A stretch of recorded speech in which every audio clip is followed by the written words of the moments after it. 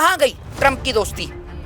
आज तो ट्रंप और ट्रंप के नेता लगातार भारत देश की छवि को धूमिल करे जा रहे हैं कि देश के प्रधानमंत्री की विदेश यात्रा पे करोड़ों रुपए का, खरबों रुपए का जो खर्चा हो रहा है, फिर तो ये बेफजूल का खर्चा है, मैं ये मानता हूँ। ट्रंप साहब मुझे अपने अंदर के कमरे में ले गए, मुझसे गुफ्तगू की।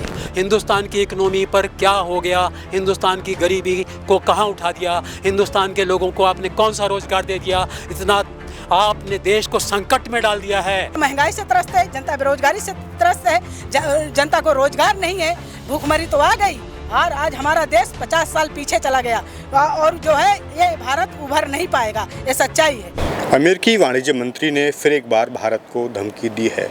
उन्होंने कहा है कि भारत जैसे देशों को हमें सुधारना होगा, उन्हें दुरुस्त करना होगा। इससे पहले भी वो भारत विरोधी बयानों को लेकर के चर्चा में रहे हैं। उन्होंने कुछ दिन पहले कहा था कि भारत को ट्रंप से माफ़ी मांगनी होगी और ट्रंप से वार्ता की मेज़ पर अमेरिका अपनी शर्तों के हिसाब से व्यापार करेगा। इस पर देश के लोग क्या मानते हैं कि आखिरकार नरेंद्र मोदी की सरकार अभी तक चुप क्यों है और आखिरकार कब तक भारतीय लोगों का, भारत का अपमान अमेरिका के राष्ट्रपति, अमेरिका के मंत्री करते रहेंगे? देखिए, सबसे पहली चीज़ तो ये है कि अमेरिका ने, ट्रंप ने या उनके वाणिज्य मंत्री ने कोई पहली बार स्टेटमेंट नहीं दिया है। इससे पहले भी बहुत सारे स्टेटमेंट आ चुके हैं जो भारत देश की छवि को विश्व पटल पर धूमिल करने का काम कर रहे हैं। इससे पहले ट्रंप ने कहा कि भारत में महिलाएं सुरक्षित नहीं हैं। उसके बाद ट्रंप ने हमारे ऊपर टैरिफ लगाया। उसके बाद ट्रंप के द्वारा H1B वीज़ा के ऊपर 88 लाख रुपए शुल्क लगाया गया। लगातार अमेरिका के द्वारा जो हमारे ऊपर एक्शन लिया जा रहा है, जिसका इफ़ेक्ट सीधे तौर पर हमारे देश के भारतीय लोगों के ऊपर पड़ रहा है, प्लस जो लोग विदेश में भारतीय लोग रह रहे हैं उनके ऊपर पड़ रहा है। लेकिन हमारे देश के प्रधानमंत्री जो अभी तक चुप्पी लगा के बैठे हैं, पहली चीज़ तो ये कि मैं पूरे देश से पूछना चाहता हूँ, और अगर ये वीडियो कोई भाजपा का नेता या कार्यकर्ता भी सुनना है तो उससे भी पूछना चाहता हूँ कि नरेंद्र मोदी जी की फॉरेन पॉलिसी कौन बनाता है, ये मैं पूरे देश से पूछना चाहता हूँ। और जो भी व्यक्ति मोदी जी की फॉरेन पॉलिसी बनाता है उसको तत्कालीन सबसे पहले हटाया जाना चाहिए। देश के प्रधानमंत्री, मैंने आज तक किसी भी देश के प्रधानमंत्री को किसी दूसरे देश के प्रधानमंत्री का प्रचार प्रसार करते नहीं देखा, लेकिन पहली बार हमने नरेंद्र मोदी जी को ओपन ट्रंप का प्रचार प्रसार करते हुए देखा। जो ट्रंप उस वक्त पे हार भी गया, लेकिन हमारे देश का प्रधानमंत्री खड़े होकर चिल्ला रहे थे, अब की बार ट्रंप सरकार। ट्रंप अब जीत भी जाता है। ट्रंप को हमारे देश की कुछ गोदी मीडिया ये तक बताती है कि ट्रंप जो है वो सनातनी समर्थककार हैं। मोदी और ट्रंप की दोस्ती के कसीदे और किस्से भी पढ़े जाते हैं। लेकिन आज कहाँ गई ट्रंप की दोस्ती? आज तो ट्रंप और ट्रंप के नेता लगातार भारत देश की छवि को धूमिल करे जा रहे हैं। मैं आपको एक चीज़ बता दूं, हमारा सरकार से पक्ष और विपक्ष के नाते सवाल हो सकता है, लेकिन जब बात देश की आएगी, देश के तिरंगे की आएगी, हम देश और देश की सरकार के साथ खड़े हुए हैं। देश के प्रधानमंत्री को आज अमेरिका को जवाब देना चाहिए। आज देश के प्रधानमंत्री जी अमेरिका को आज छोड़कर अब चाइना जाना शुरू कर दिया। कुछ समय पहले देश के प्रधानमंत्री अभी चाइना की यात्रा करके आए हैं। मुझे ये समझ में नहीं आ रहा कि पहलगांव की घटना को तो अभी मुश्किल से 6 महीने भी नहीं हुए हैं, 6 महीने साल भर भी नहीं हुआ, जिस पाकिस्तान का साथ चाइना ने दिया, मोदी जी उस चाइना के पास चले जाते हैं। फिर जिस ट्रंप की मोदी जी वाहवाही कर रहे थे, जो गोदी मीडिया ट्रंप की वाहवाही कर रही थी, वो ट्रंप लगातार कभी हमारे ऊपर H1 वीज़ा के माध्यम से, कभी टैरिफ के माध्यम से, और अब ये जो ट्रंप के जो नेता हैं, जो वाणिज्य मंत्री हैं, उन्होंने किस तरीके से भारत को लेकर बयान दिया है कि भारत को सबक सिखाना पड़ेगा। अरे आप क्या भारत को सबक सिखाओगे? आपको वो वक्त याद करना चाहिए जब श्रीमती इंदिरा गांधी ने आपको जवाब दिया था। आप भूल गए? आप भूल गए? आपने तो भारत देश को परमाणु परीक्षण करने के लिए मनाही कर दी थी, लेकिन उसके बाद भी भारत ने परमाणु परीक्षण किया। आपने तो पाकिस्तान को बचाने की कोशिश करी। जिस वक्त हमने पाकिस्तान के 2 टुकड़े किए, पाकिस्तान भी बनाया और बांग्लादेश भी बनाया। 1966 ताशकंद समझौते के तहत आपने लाल बहादुर शास्त्री को रोकने का प्रयास किया, लेकिन उस वक्त भी भारत ने आपको मुंह तोड़ जवाब दिया। तो भारत कोई कमजोर देश नहीं है, भारत एक शक्तिशाली देश था, है और हमेशा रहेगा। भारत ने सदैव गुटनिरपेक्षता की नीति को अपनाया है। भारत ने कभी किसी के ऊपर आक्रमण नहीं किया, सदैव गुटनिरपेक्षता का सम्मान किया है। लेकिन जिस तरीके से आप भारत देश को अपमानित करने में लगे हो या भारत देश के लिए जो अपमानजनक बातें कह रहे हो, भारत देश के प्रधानमंत्री को तत्कालीन, या भारत देश के विदेश मंत्री को या गृह मंत्री को तत्कालीन अमेरिका को जवाब देना चाहिए। और उन तमाम देशों को भी इससे मैसेज मिलेगा। मेरे को लगता है भारत से छोटा ही देश होगा ईरान। अभी आपने देखा होगा कि किस तरीके से ईरान ने अमेरिका के छक्के छुड़ा के रख दिए। उसके वहाँ के ऑफिसों को नहीं छोड़ा, वहाँ तक उड़ाने का काम कर दिया। तो भारत तो बहुत मजबूत देश है, भारत को तो अमेरिका को जवाब देना चाहिए। लेकिन देश के प्रधानमंत्री क्यों चुप हैं, ये पूरा देश जानना चाहता है। क्या देश के प्रधानमंत्री बिहार के चुनाव में इतने व्यस्त हो गए कि कोई अगर देश के ऊपर भी कोई स्टेटमेंट दे रहा है तो प्रधानमंत्री चुप बैठे हैं? फिर दूसरी सबसे बड़ी चीज़ ये कि देश के प्रधानमंत्री की विदेश यात्रा पे करोड़ों रुपए का, खरबों रुपए का जो खर्चा हो रहा है, फिर तो ये बेफजूल का खर्चा है, मैं ये मानता हूँ। अगर मोदी जी के विदेश जाने से भारत को कोई फ़ायदा ही नहीं हो रहा, हमारे ऊपर टैरिफ भी लग रहा है, हमारे ऊपर H1B वीज़ा का शुल्क भी लग रहा है, और वहाँ के नेता शुल्क भी लगा रहे हैं, हमारे ऊपर टैरिफ भी लगा रहे हैं, और हमारे देश की छवि को धूमिल करने का काम भी कर रहे हैं, और यहाँ तक ये भी कह रहे हैं कि भारत को सबक सिखाना पड़ेगा। आप कैसे भारत को सबक सिखाएंगे? तो अगर कोई भारत के लिए कुछ बोलता है तो विदेश मंत्री की ये जिम्मेदारी बनती है कि विदेश मंत्री उनको जवाब दे। इससे पहले जब ट्रंप ने ये कहा कि भारत में महिलाएं सुरक्षित नहीं हैं, तब भी देश के प्रधानमंत्री को जवाब देना चाहिए था। लेकिन देश के प्रधानमंत्री 24 घंटे चुप्पी लगाए रहते हैं, या फिर प्रधानमंत्री को टेलीप्रॉम्प्टर का जुगाड़ नहीं हो रहा, जो बिना टेलीप्रॉम्प्टर के तो मोदी जी बोल नहीं पाते। तो अगर इस देश के अंदर हमारा विरोध कोई भाजपा से नहीं है, हम चाहते हैं कि देश की कुर्सी पर, प्रधानमंत्री की कुर्सी पर एक ऐसा व्यक्ति बैठे जो पढ़ा लिखा व्यक्ति हो, जो विदेश नीति पर जवाब दे सके, जैसे अटल बिहारी वाजपेयी, जिन्होंने यूएनओ में जाके भारत देश के तिरंगे के सम्मान को बढ़ाया ही। उस वक्त में सरकार कांग्रेस की थी, लेकिन उसके बावजूद भी अटल बिहारी वाजपेयी को भेजा गया, क्योंकि वो एक अच्छे वक्ता थे और वो अच्छा जवाब देना भी जानते थे, इसलिए अटल बिहारी वाजपेयी को भेजा गया। तो मैं ये कहता हूँ कि हमें ज़रूरत है तो इस देश के अंदर नितिन गडकरी जैसे नेताओं की, जो पढ़े लिखे लोग हैं, राहुल गांधी जैसे लोगों की। मैं पक्ष और विपक्ष दोनों को लेकर चल रहा हूँ, लेकिन हमें एक ऐसे नेता की ज़रूरत नहीं है जिनको पहले तड़ीपार कर दिया गया हो और आज वो देश के सम्मानजनक पोस्टों पर बैठे हों, चाहे प्रधानमंत्री की हो, चाहे गृह मंत्री की हो। देश को आप भले ही हिंदू और मुसलमान में उलझा सकते हैं, लेकिन विदेश पटल पर आपको अमेरिका को जवाब देना होगा, क्योंकि अगर आप अमेरिका को जवाब नहीं देंगे तो अमेरिका के द्वारा भारत देश के ऊपर जिस तरीके से जो टैरिफ लगाए या भारत देश की जो छवि को धूमिल किया जा रहा है, ये तो फिर और इनकी हिम्मतें बढ़ जाएंगी। तो आपको अमेरिका को जवाब देना पड़ेगा। मैं ये बात बड़ा हैरान हूँ ये देखकर कि वो जो ट्रंप जो कहता था यू आर माई बॉस, जी, इंडिया में मीडिया कहता था कि हम विश्व विजेता बन गए हैं ट्रंप से हाथ मिलाने के बाद। मोदी जी कहते थे ट्रंप साहब मुझे अपने अंदर के कमरे में ले गए, मुझसे गुफ्तगू की, बहुत सारी बातें, और उन्होंने राउंड लगाया जब स्टेडियम में बड़ा शो हुआ हाउडी मोदी वाला, बहुत सारे जी नाच गाने, बड़े प्रोपेगेंडा हुआ। वो सारी बातें इतनी जल्दी ये ट्रंप साहब कैसे भूल गए कि हम किससे व्यवहार कर रहे हैं, किससे बात कर रहे हैं? तुम उस भारत से व्यवहार कर रहे हो, उस भारत के ऊपर दबाव बना रहे हो जिसको तुमने बॉस बोला, जो लगातार ऊंचा चढ़ता जा रहा है। ऊंचे चढ़ने वाले के साथ तो लोग चलते हैं, लेकिन उसको नीचे दबाने की कोशिश क्यों करी जा रही है? इसके पीछे कुछ और कारण है। आपने जो ये पूछा है कि इसके पीछे कारण क्या है, मैं बताता हूँ आपको। कोई नहीं बोलेगा इस बात को, सब या तो जानते नहीं हैं, अगर जानते हैं तो छुपाते हैं, या उनके अंदर बोलने की हिम्मत नहीं है। लेकिन मैं बता दूं, इस सारे केस के पीछे व्यापार और व्यापार और व्यापार है।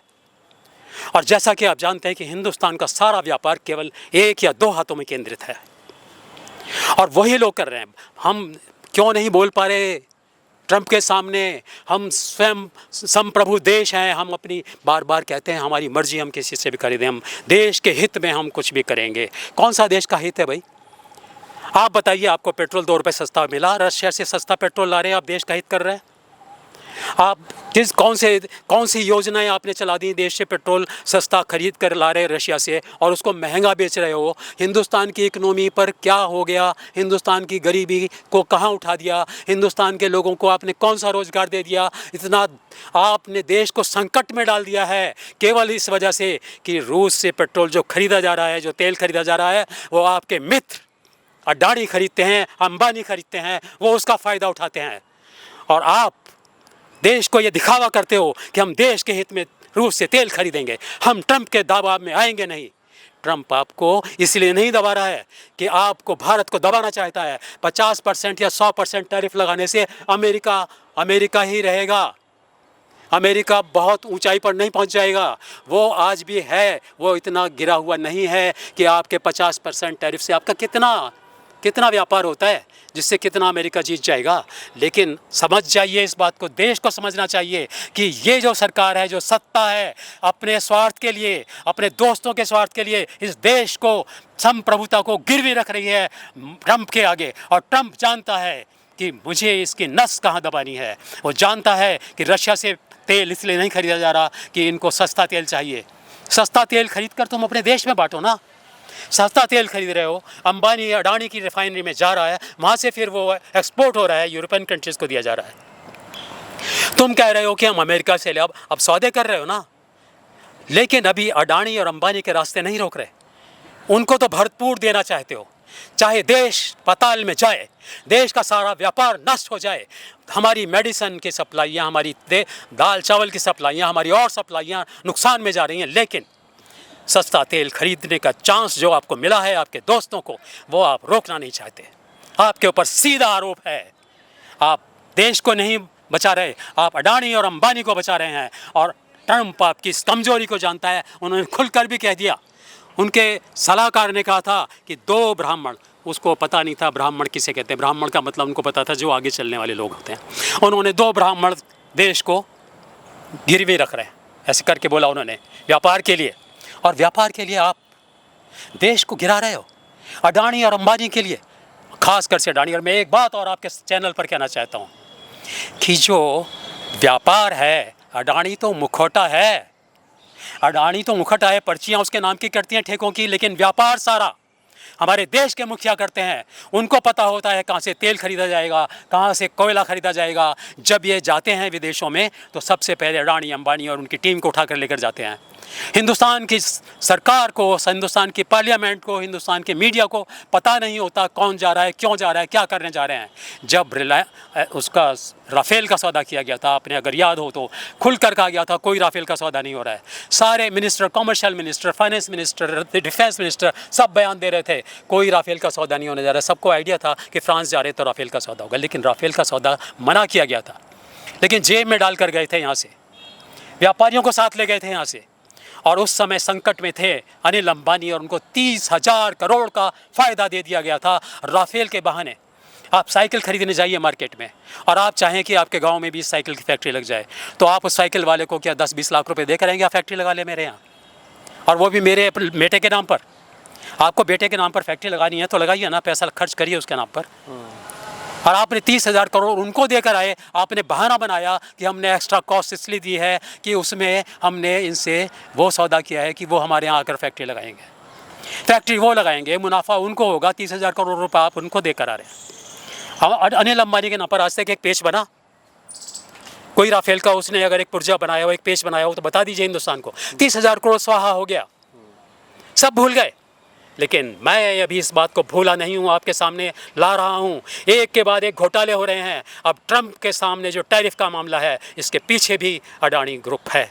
अडानी को जी, आपने देश की संप्रभुता की बात की। आपने कहा कि देश के जो संसाधन हैं या जो 2-3 लोगों तक ही वो जा पा रही हैं चीज़ें।